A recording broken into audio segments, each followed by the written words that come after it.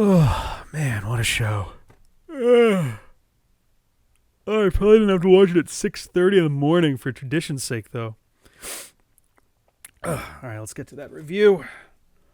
Haven't you already covered that show? I mean, sort of, but we really only did just the first 10 episodes. Oh. Oh. When did you get so strong? I didn't. In fact, my arm really hurts now. Thanks for reminding me. Right. You looked like you were about to review a Mega Man show. I figured I'd put you in your place. What, the futon? No! Just because you finished off Mega Man NT Warrior, you think you're done with these series? Oh, no, my little ball bag. We've got an entirely new one to enjoy, and I am going to sit right here and make sure that you do. Enjoy it? Watch it! Or else? Or else what? What? Roll the intro.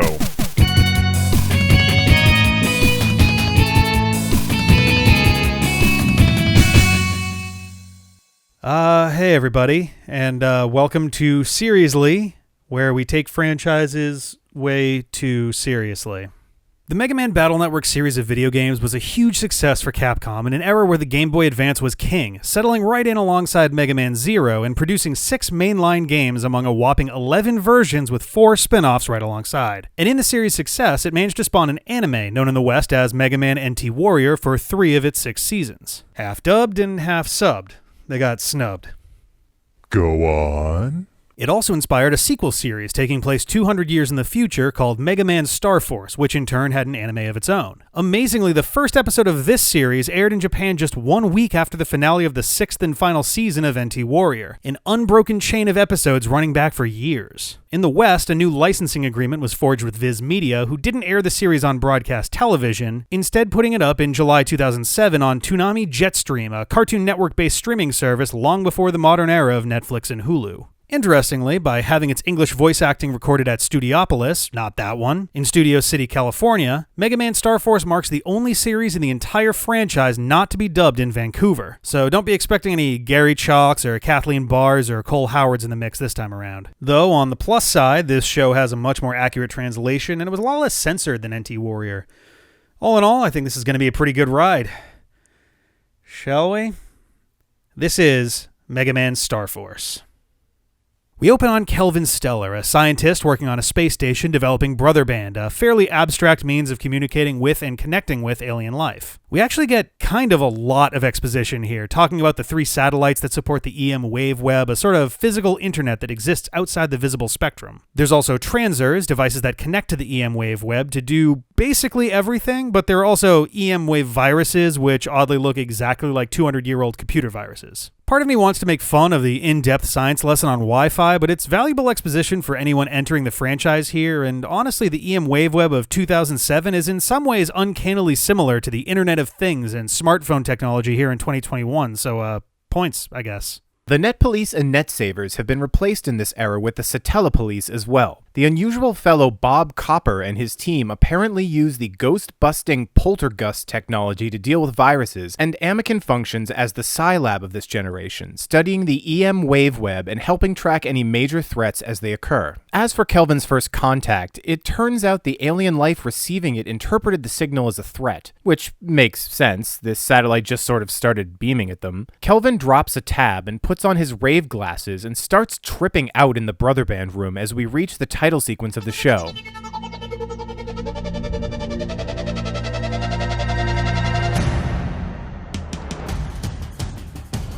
Okay. You know what? I can kind of get behind this. Maybe it's just because I'm used to the last few Japanese-only seasons of NT Warrior, but I'm kind of digging the more dark, aggressive tone we've got going for this here. Yeah, it kind of sounds like an anime Batman theme, which makes sense since the hero's going to be spending most of this season trying to protect his superhero identity. The shots don't really match the energy of the music, though. It's actually kind of dull as far as visuals go. It almost plays like a parody of the intro to Beast Plus. Of course, they could also be pandering to other television shows of your youth. After all, this theme song would be quite fitting for any show involving aliens coming to Earth, taking the form of animals, transforming into robotic warriors for the fate of their kind. Oh.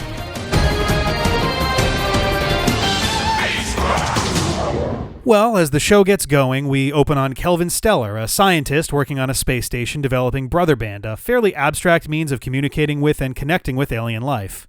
Wait, no, hang on, we did this already. Make contact, taken as a threat, acid trip. The only difference here is we get to see the end of the encounter where the space station's pet lightning collection escapes and gets very, very hungry, making the station die of too much lightning. As the title card comes up, I just want to point out it's been 6 minutes and we've gotten one scene played twice, and the show's title sequence that I've already basically forgotten. Yeah, we're really off to a good start here. At least the 3D looks a lot sharper this time around. The real episode starts with Geo hanging out in his unhappy place at Vista Point, wearing his dad's party specs, and flashing back to his father's colleague, Aaron Boreal, delivering the bad news in an outrageously long and uncomfortable scene. He also has a medical condition where no matter where he falls asleep, he always wakes up back in bed. It's like Groundhog Day, but much less repetitive. So Geo's sort of shut down since he lost his father and doesn't go to school anymore, something his mom doesn't seem too keen on solving. What is it, Mom? I'm not gonna go to school today. Yeah. She wakes him up to fix the broken food dispenser, and based on this and Star Trek, we have confirmation that food synthesizers are on their way in about 200 years. Geo's mom comes off as a bit lazy? There are no rules in this house. I'm not like a regular mom. I'm a cool mom. I don't know. She does fine enough, but between needing Geo to clear out some really basic viruses and putting precisely zero effort into convincing Geo he should start going back to school, it feels like the perfect environment for Geo to stagnate and make pancakes when he's not supposed to. Oh my god, pancakes? Quick, get to my pot so we can be pancake friends. Also, goddamn, when did Dad get so swole? You know what they say, the camera adds 10 pounds. A beefcake. The doorbell rings, and by way of an unsettling pan up the legs, we get to meet Geo's class president at Echo Ridge Elementary, Luna Platts. The big MacGuffin that is the Andromeda Key is brought up almost immediately, and the stakes are made clear as Omega-Xis uses it to escape his pursuers and blow up the asteroid to buy himself more time. Back on Earth, Geo opens the door and Luna introduces herself. Again. Geo looks pretty confused, and so am I. Speaking of confused, is Geo still enrolled in school even though he never goes? Is Mom paying his tuition? And how? Did she get like a big settlement over Kelvin's death? No time to worry about little plot holes like that as Luna escorts Geo to school, where he meets the incredibly insensitive Zack. This must be the one who's been skipping school due to the horrible shock of losing his father to the mysterious explosion of a space station.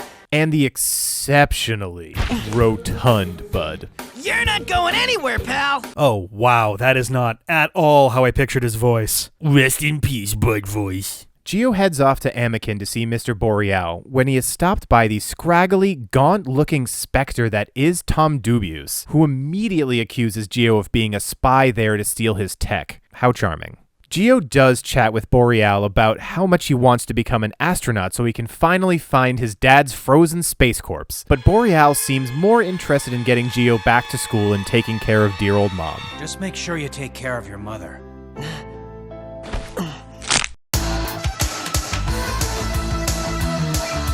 So, as Geo lays out at Vista Point once again, Omega-Xis and Cygnus fight in the upper atmosphere of the Earth. Found you again, Omega-Xis. Cygnus. I'm sure you thought it so clever misdirecting us by exploding that planet, but it didn't work. Whoa, hold the fucking phone. That planet? So Omega-Xis just up and exploded Uranus? That's a bit of a big fucking deal. Nevertheless, the two fight so hard against one another that their battle sends Omega-Xis careening down into Geo, where he...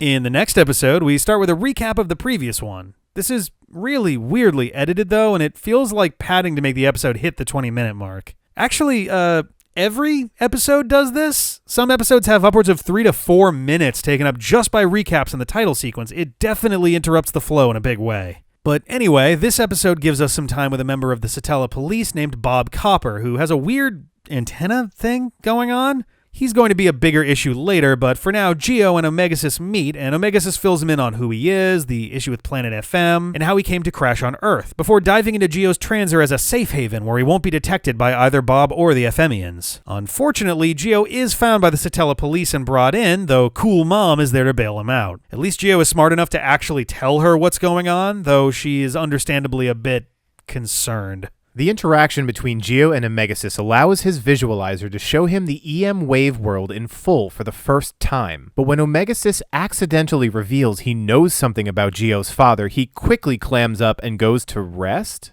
Most of this episode is busy setting up lore that's pretty similar to the games, with Planet FM having destroyed its sister planet AM, as well as being the source of the EM wave viruses that infect all of space, like the ones that made an inverted monorail crash in broad daylight, leaving poor Luna dangling from the door. Well, shit, that was fast. Geo begs Omega-Xis to help, but he can't materialize in the real world. But he can perform what's called an EM wave change, and merges himself and Geo into an EM wave human. Not really knowing exactly how to fight like this, they just sort of punch out a bunch of Mets, and when the monorail car shifts and Luna falls, they dive down and catch her in the nick of time. Can't believe I made it. This is the coolest. Not now, Geo, jeez. It's actually kind of a bummer. This EM wave human form should make it easy to have fights that involve a lot of phasing through matter, but it doesn't really get utilized very much in the show. Luna winds up developing a major crush on this mysterious figure for saving her life, and when asked what his name is, Omega-Xis blurts out, Mega Man.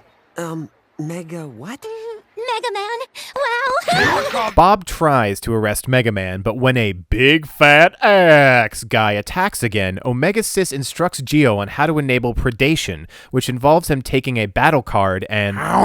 Mega-Man blows up a huge chunk of the wave road and turns back to Geo before anyone notices, but the damage is already done. Bob Copper now spends all his time feverishly hunting Mega-Man, and Luna won't rest until he's all hers. Meanwhile, Tom Doobie seems to be spiraling into a manic episode, paranoid that everyone around him is planning on stealing his skyjacket technology. Eventually, his obsession leads him to the edge of a deep ravine where he...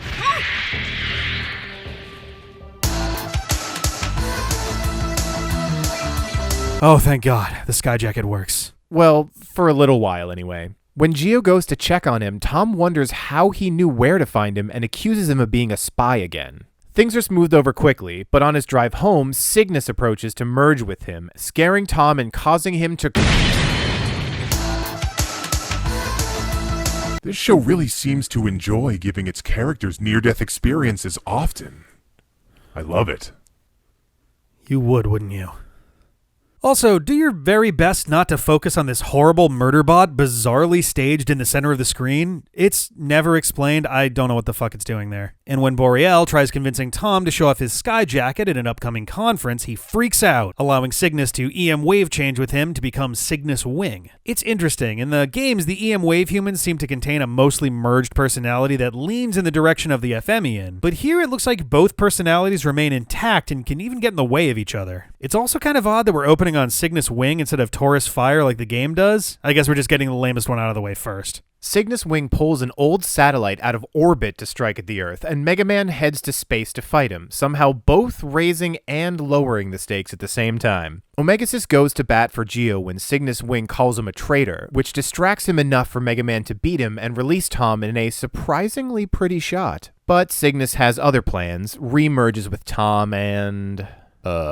Look, I'm not saying Cygnus Wing's crest is a sex toy. I'm just saying you make it pink and it's definitely a sex toy. Anyway, Cygnus Wing flees, Mega Man destroys the satellite so it breaks up harmlessly, and Omega-Xis is bored while Geo does his homework. I want to see this place called school. Take me there. Come on, Geo. What are you afraid I'll use up all this school and you won't get any? Wow. Okay, that's a pretty jarring halfway point in the episode. Actually, from this point forward, the show takes on kind of a familiar Monster of the Week format, where a new Femian arrives, finds their human host, goes on a rampage, lather, rinse, repeat. I'm going to gloss over those bits for the most part, since you could probably guess how most of those interactions are going to go, but here goes. Omega-Xis eventually prods Geo enough to get him to go to school, where Luna takes advantage of the situation to show him around since it had been so long. When Bud gets frustrated that Luna's making him do things for Geo, Taurus is able to use the opportunity to break away from a fight with Omega-Xis and EM wave change with him to become Taurus Fire. We're gonna die now! Bit of a cute reference as Taurus Fire destroys a blue truck like he attacks in the game. Thankfully, when Luna orders Bud to stop his rampage, it gives Taurus Fire enough pause for Mega Man to attack and defeat him, abandoning Bud and fleeing. Luna seems to be a much more positive and supportive person in this iteration of the property, seemingly genuinely happy for Geo to be coming back to school again. She's also, oddly enough, a fan of Sonia Strum this time, as opposed to having no idea who she is in the game. Though maybe that's because the singer is Sonia Sky in the show. In the middle of the night, Omega-Xis winds up finding Lyra, and the two fight over the Andromeda Key until she gets her ass kicked and decides to EM wave change with the conveniently placed Sonia Strum on the other side of the tower, transforming into Harp Note, or Lyra Note in the anime, and fleeing before she can be defeated. It would seem that Sonia's a bit fed up with her manager and just wants some time off. Who can't relate to that?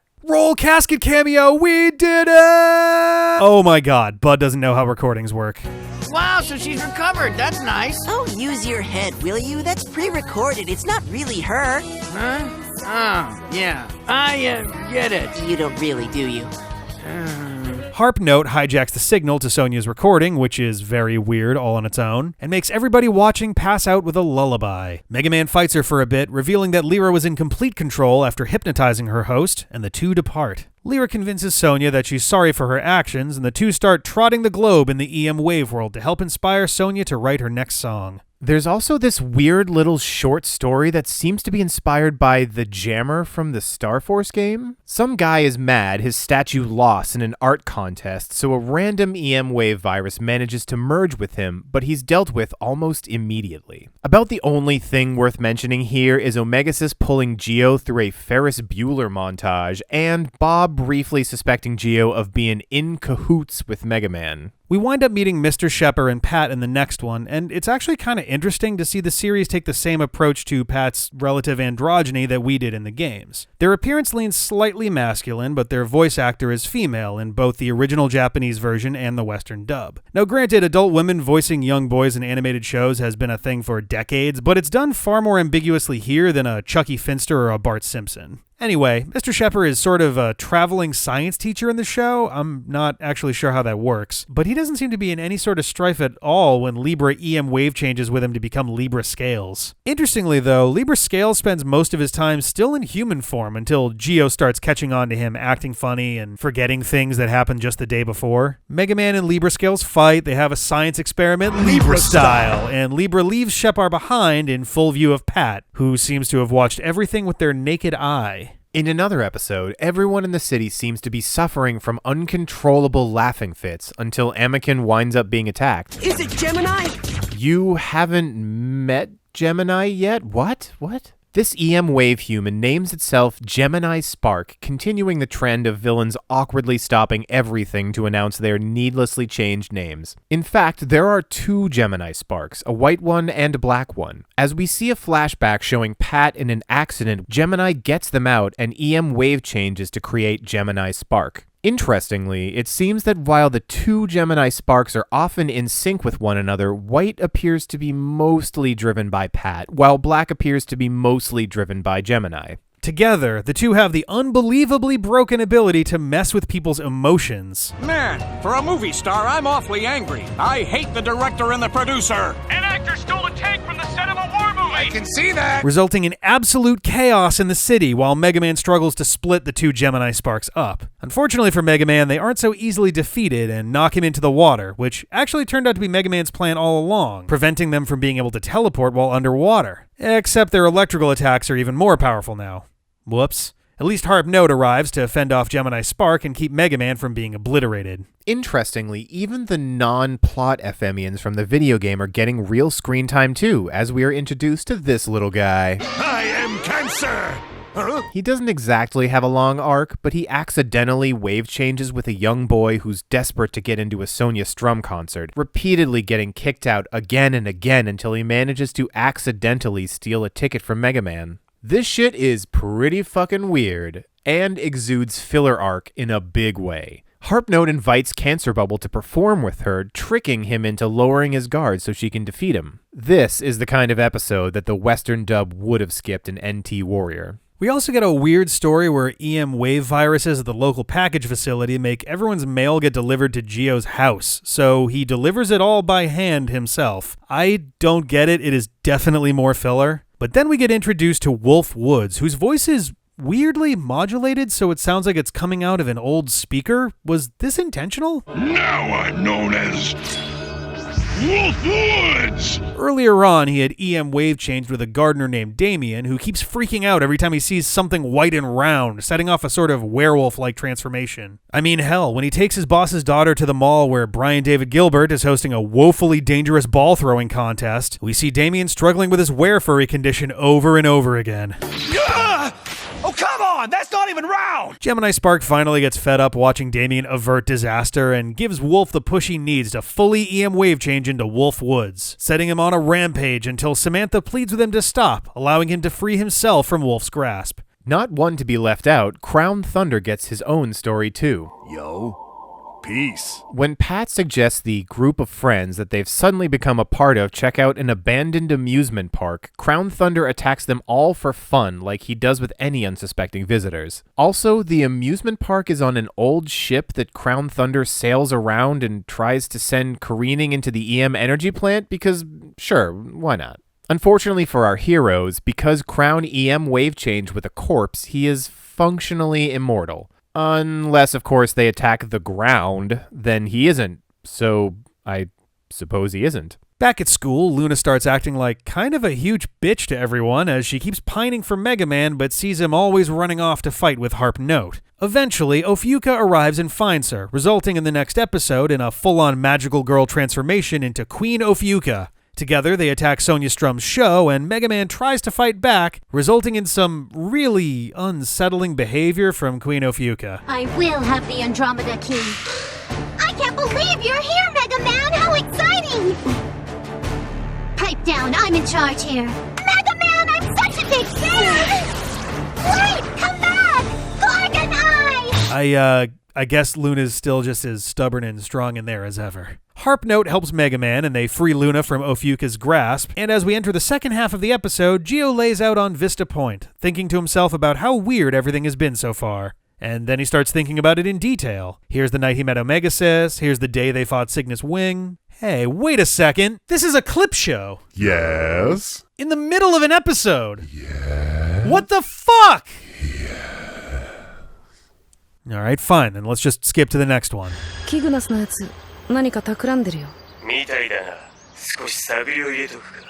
What?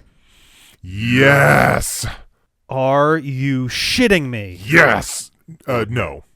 Only the first half of the season got an English dub. The rest is all in Japanese, baby ass. How does that even happen? I mean, in the States, these episodes aired all the way up to December 2007, but maybe word came through the grapevine that things higher up the chain were changing? On September 20th, 2008, Toonami was canceled by Cartoon Network, so it was only a matter of time before Toonami Jetstream disappeared too, which it did very abruptly on January 30th, 2009. It only even aired on broadcast television a single time. On August 25th, 2007, after just 4 episodes had been released online, a TV movie edit was put together that combined parts of what would ultimately be episodes 1 through 6 and 8. Sort of a similar treatment to the one that resulted in Digimon the movie in 2000. Fun story, Geo Stelar's voice actor Jason Spizak, also the voice of Tai Kamiya in that release. Eventually, in June of 2015, the show was added to Neon Alley, which went down in May of 2016. It also apparently went up on Hulu around the same time, but I have absolutely no idea when that stopped being an option.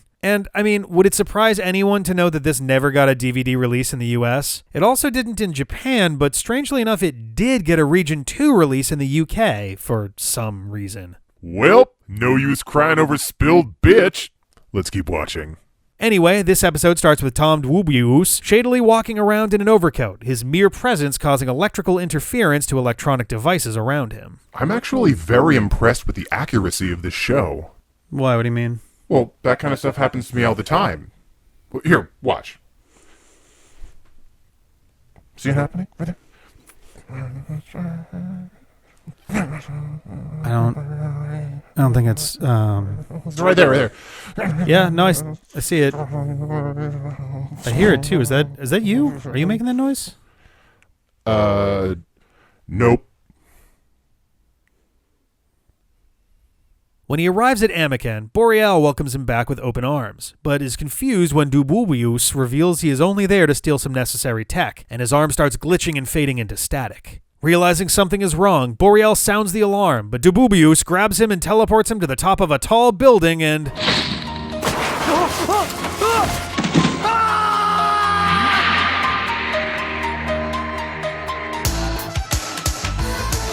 If only. Instead, Mega Man catches Boreal and fights Dububius, who reveals he has been Cygnus Wing the entire time since they last fought. Knowing he can't quite go toe-to-toe with Mega Man, he very cleverly transforms back into the appearance of Tom Doobies to make him more reluctant to attack, and tells Geo that Omega-Xis led an attack on Kelvin's space station and killed him. Such a brilliant strategy, as it puts Mega Man off his game enough for Cygnus Wing to land a massive hit, sending him careening into the water and oh, that's the end of the episode.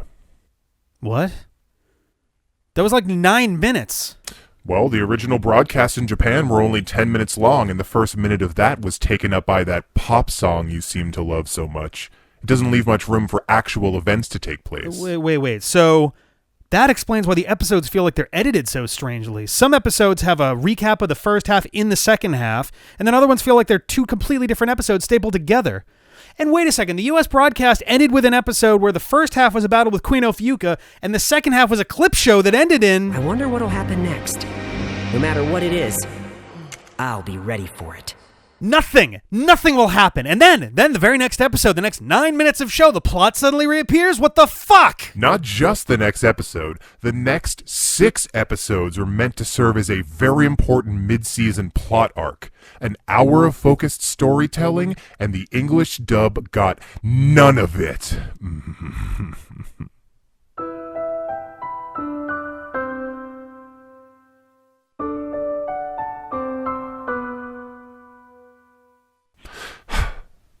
I love my job. Well, as the next episode gets started, Omega-Xis actually reaches out to Boreal directly to get his help, as Geo is unconscious on the side of a nearby waterway. The other FMians have been struggling since they were forced out of their former hosts, and Taurus even tries fusing with Bob Copper, who, Jesus, he looks like Akuma when he's rampaging around throwing cars. Of course, Taurus isn't compatible with Bob and can't stay in his body for long.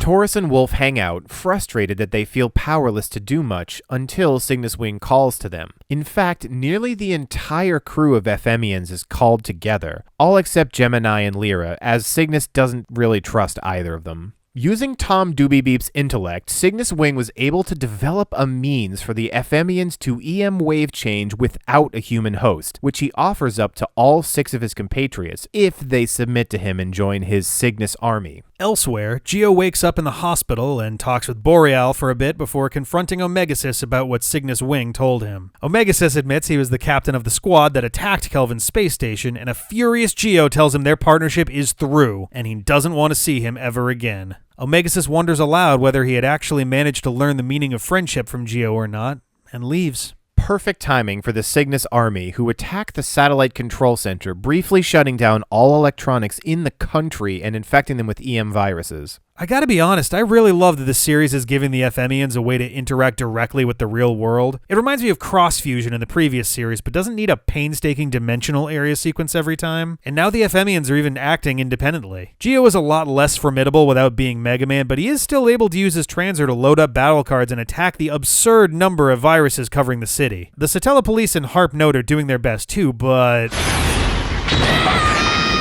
Thankfully, Omega-Xis grabs Geo before it's too late and promises to tell him the truth about his father as soon as they solve the problem of the virus onslaught. After they work to save Harp Note, who has been fighting to her last breath, Mega Man hands Sonya to Bob to keep her safe, prompting some uncomfortable reactions from the other cops. Idol no Hibiki Misora-chan da! 本当だ、かわいい! And is it just me, or is Cygnus Wing being a major threat super fucking weird? Like, he was the second boss of the game and was honestly a complete pushover. It's so strange for him to be one of the 2 major players on the villain side in the show. He even manages to use the Your Best Friend Killed Your Dad card again. Just look how guilty Omega-Xis looks. After getting his army to beat up on Mega Man for a while, Geo and Omega-Xis separate from one another, and threatening Geo's life finally gets Omega-Xis to tell Cygnus Wing that he's had the Andromeda Key in his body all along. There is some legitimate panic out of Omega-Xis here, but there's not enough time to do much else as Cygnus Wing claims the Andromeda Key and Geo is teleported into orbit by the satellite admins Pegasus Magic, Leo Kingdom, and Dragon Sky. These three, the sages of planet AM, fled when FM attacked and destroyed their homeworld, and began working with Earth to create their 3 satellites in order to speed up the development of Earth's wave roads and protect them from invasion by planet FM. Not that this information is helping anyone, since Cygnus Wing imprisons Omega-Xis and uses the key to call forth Andromeda.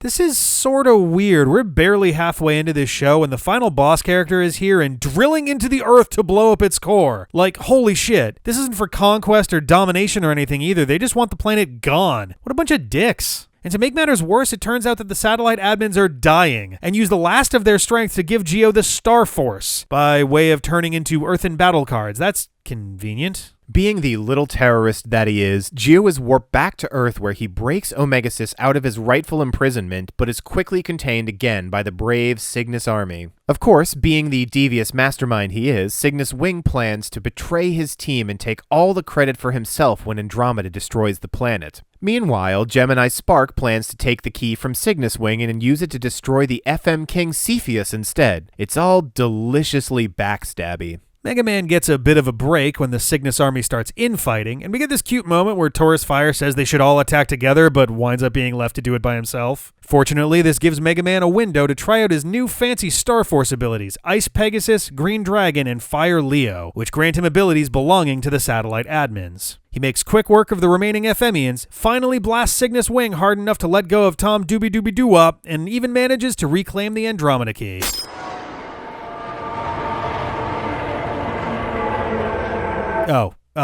Never mind. Of course, just because the key is cracked doesn't mean it's useless. Wait, so Omega-Xis crunches on the key and he just leaves it there?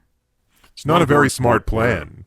It's only something that a dumb idiot would do, like a big, stupid, dumb, chud-ass, chud dumb idiot, stupid idiot would do. Don't you agree? Yes? I knew you had it in you.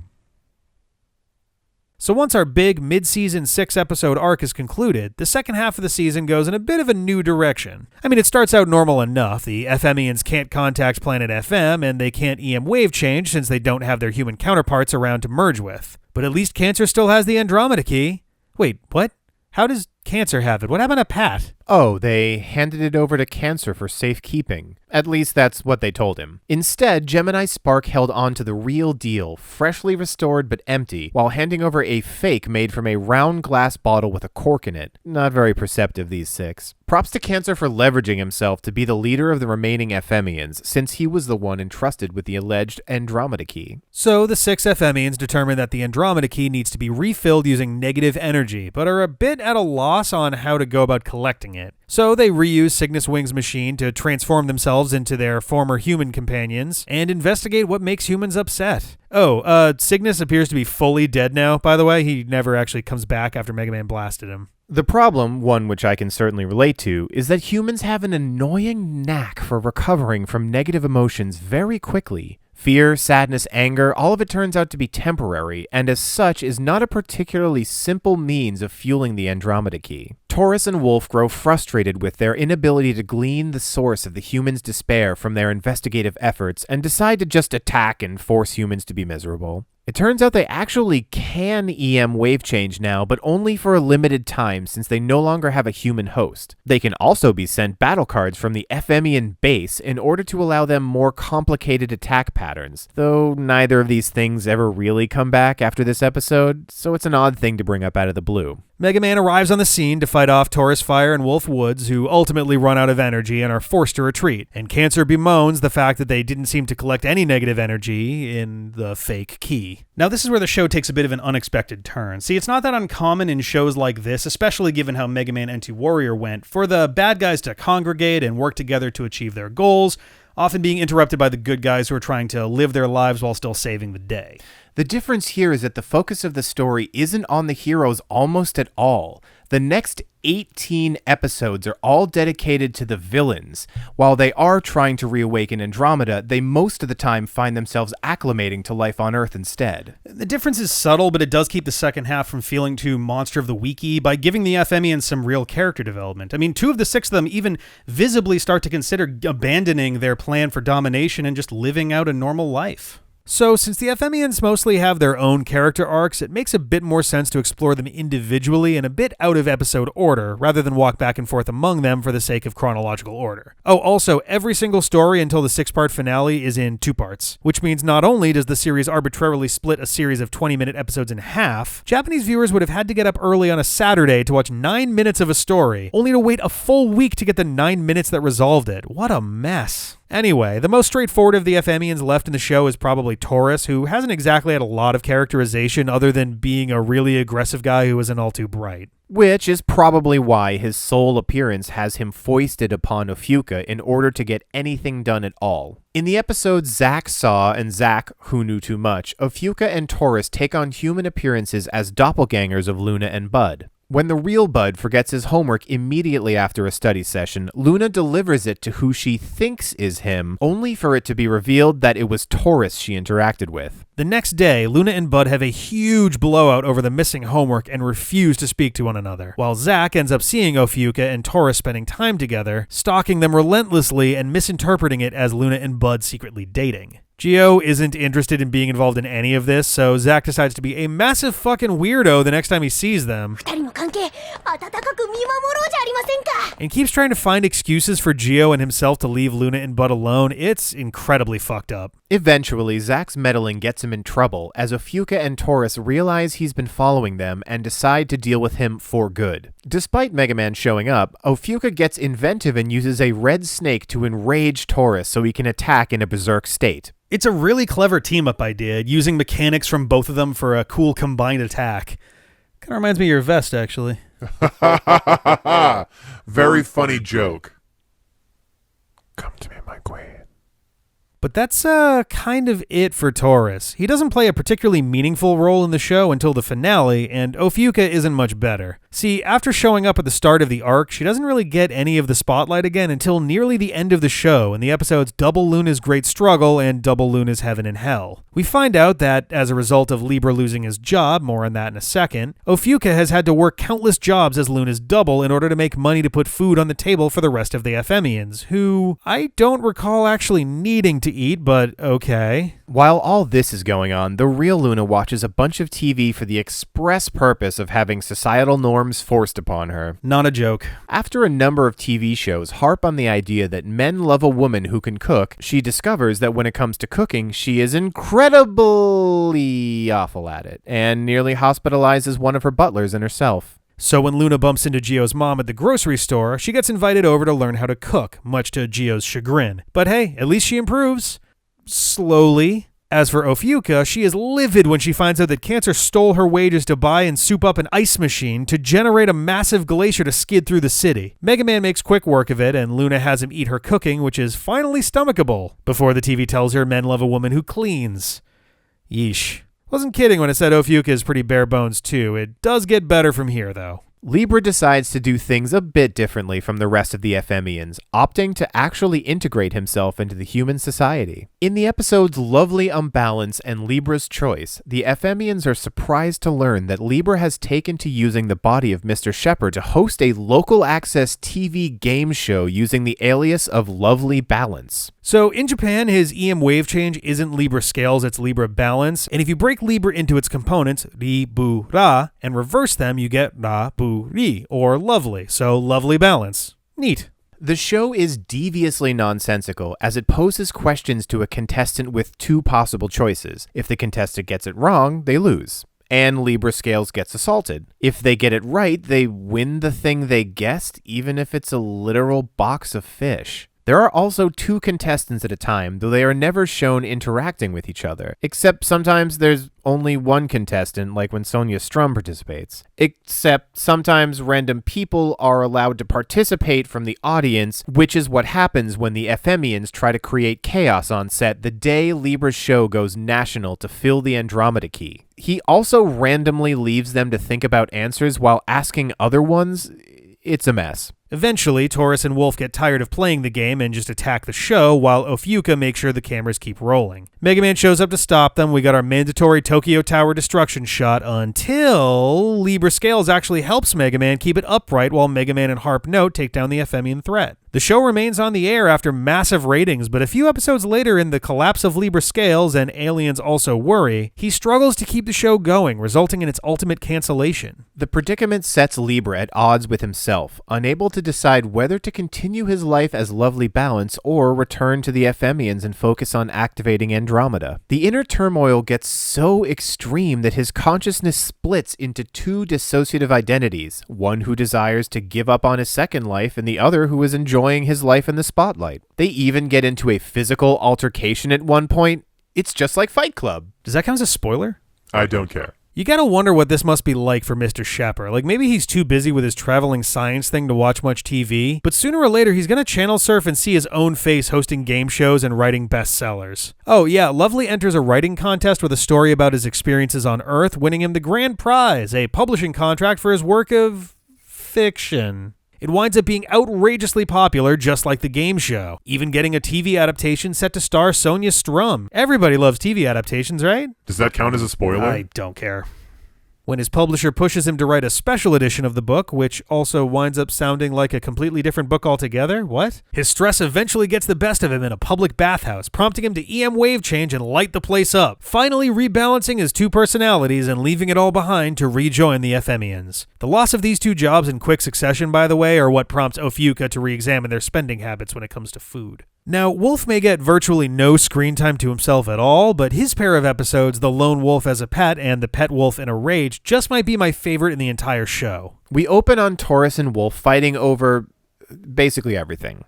Everyone's annoyed with each other, everyone's patience is running super short, and sooner or later they were bound to snap. Hooray, 2021. Wolf finally has enough of it and decides he's done with the rest of the Femians, opting to go it alone. Unfortunately, without the protection the group provides, Wolf soon finds himself being constantly chased by Bob Copper, leaving him no choice but to hide inside the wave scanner of a girl named Mayu. When he wakes up the next morning, Wolf discovers he has materialized in the real world as a much friendlier-looking Shiba Inu-shaped pup, which Mayu adorably interacts with and eventually names...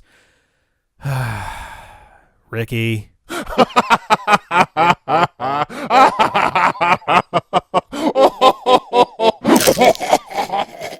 There's also another terrifying pet named Frankie that we don't even see. But ultimately, Wolf comes to realize that he actually really enjoys this life with Mayu that he's sort of stumbled into. All good things, however, as Mayu and Ricky enter a contest for D-Pets, or digital pets, which Mayu mistakenly thinks Wolf is. Unfortunately, it turns out Geo and Rocky enter the contest too, and the 2 pairs end up in the finals against each other. As soon as we see the stadium's retractable roof open to the night sky, it's only a matter of time before Wolf sees the moon and goes berserk, outing himself and breaking Mayu's poor, confused heart. Wolf is able to compose himself enough to disappear discreetly while dodging an attack from Mega Man, and leaves a new D-Pet for Mayu as an apology for going away.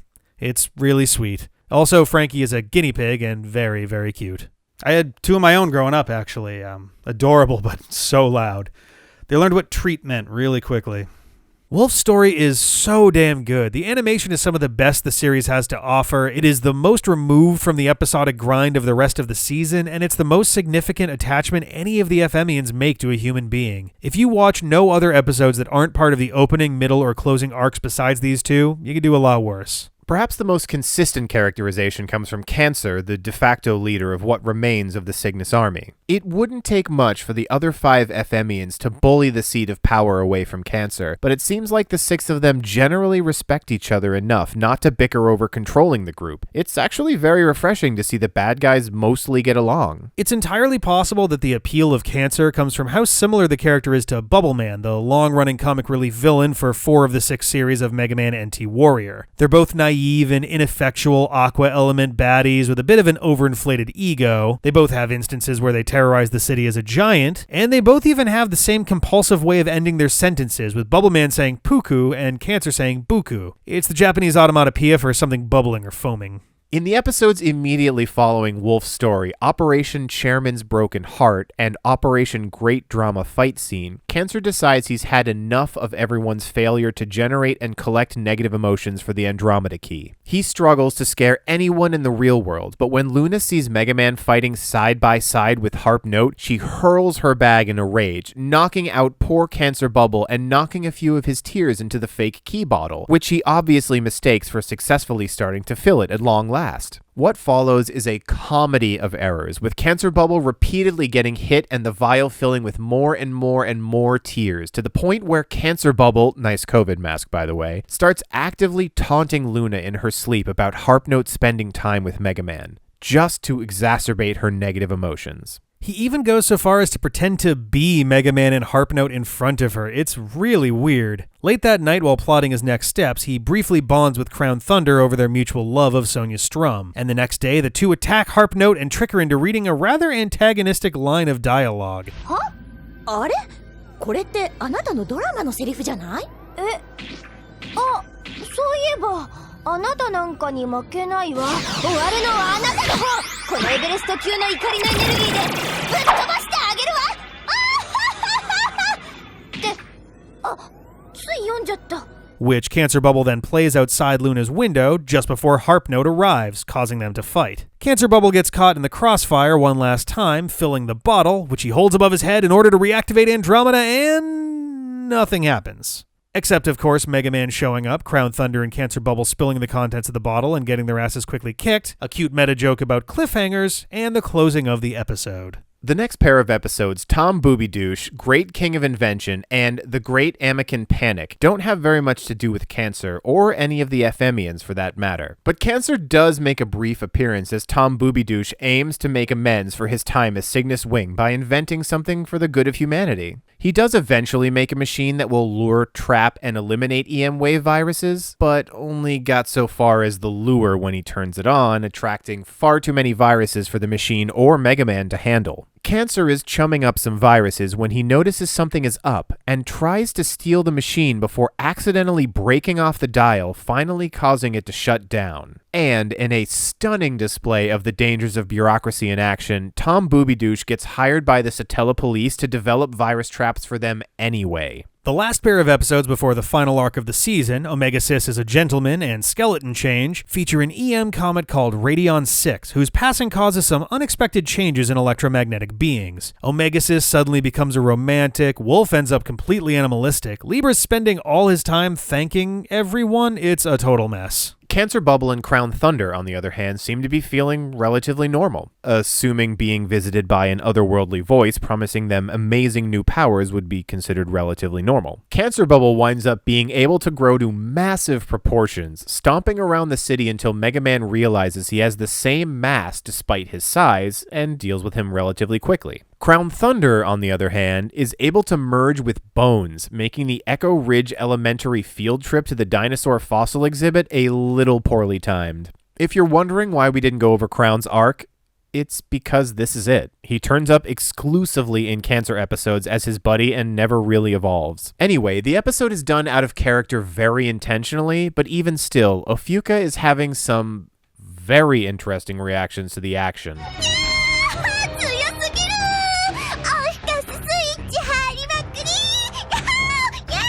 And Omega-Xis refuses to do such ungentlemanly things as eat battle cards for predation or fire the Mega Buster from his mouth. Eventually, Wolf Woods can't stand seeing all those bones and goes to take one for himself, toppling the Thundersaurus Rex as the comet leaves the Earth's orbit, releasing everyone from its grasp as Mega Man cleans up. Alright, we finally arrived at the closing arc, the big showdown between Mega Man and Gemini Spark for the fate of planet Earth. Things are not as simple as they seem, though, and it's about to get dark.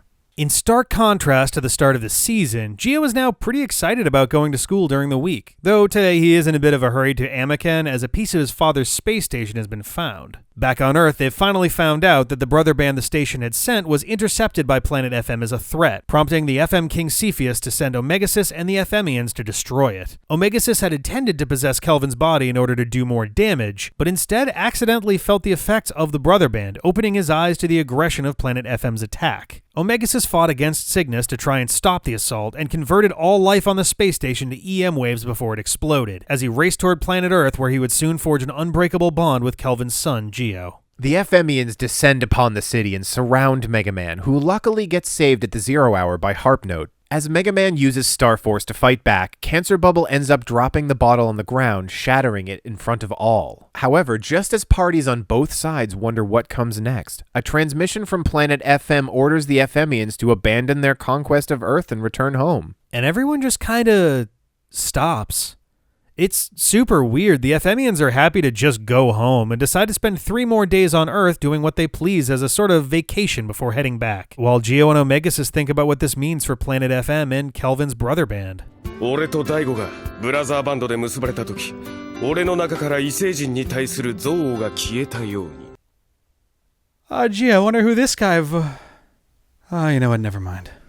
Taurus decides to spend his 3 days relaxing, but the vacation is cut short when Gemini Spark suddenly appears and stabs him in the back. This treachery turns out to be enough to generate a considerable amount of negative energy, and judging by the armor that clatters to the floor, I'm gonna go on a limb and say he's gone for good. In fact, the entire next episode is dedicated to Gemini Spark systematically finding and killing off the remaining FMians one by one. First Wolf. Oh god, while he's watching over Mayu and everything, no! Followed by Fuka on a shopping spree, then Libra while deciding what he wants to eat, then finally Crown on his way to see Sonia Strum's concert with Cancer. Who manages to find Omega-Xis and tell him everything. If Gemini Spark kills one more FMian, Andromeda will have enough negative energy to awaken, so Mega Man makes haste to find Harp Note before she gets killed, and manages to hit Gemini Spark hard enough to separate Gemini from Pat, revealing their true nature at long last. However, once they've regrouped, they decide, fuck it, and activate Andromeda with the energy they already collected. Andromeda quickly gets to work absolutely leveling cities around the world one by one, and attacks seem to have no effect on the massive robotic weapon. Gemini Spark invites Mega Man and Harp Note to join them, but knock both into the ocean when they decline. Cancer manages to find them to bring them back to the surface, and Mega Man uses Star Force to square off against Andromeda, once again not managing to do any apparent damage whatsoever, getting absolutely bodied, punching a crater into the pavement with the impact of his unconscious body. Luna, Bud, and Zack wind up seeing him turn back into Geo, and Luna faints at the realization of his true identity.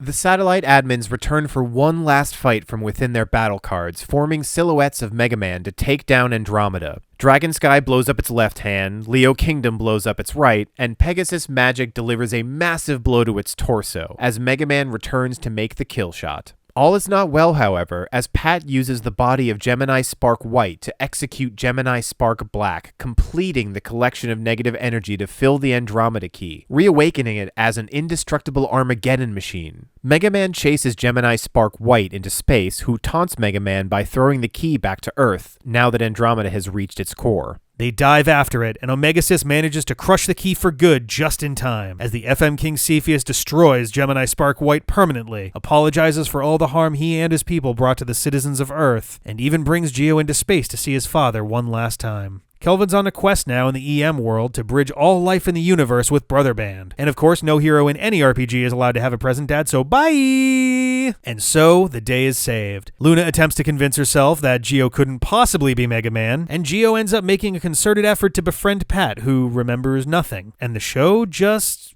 ends. No big flashy closing shot, no huge the adventure continues, just life carrying on.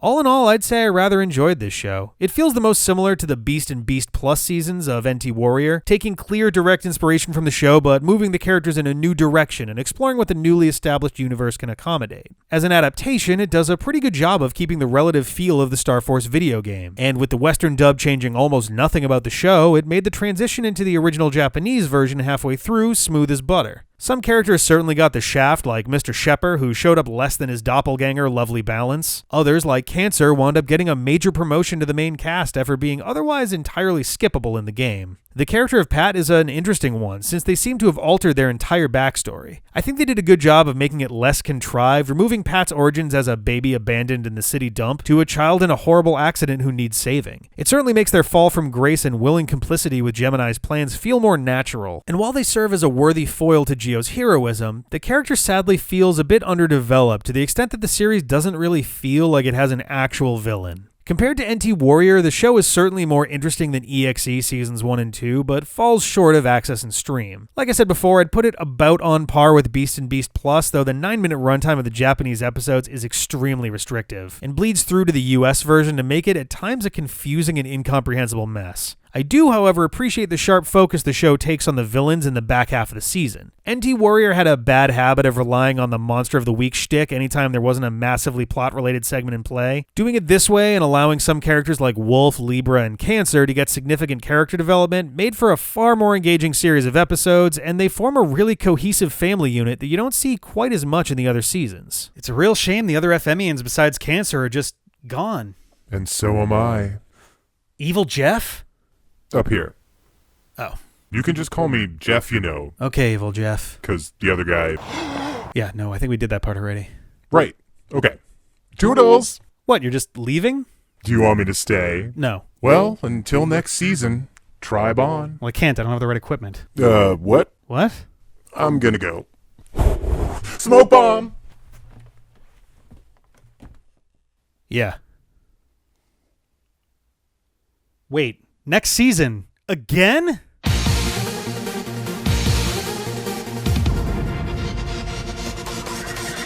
Song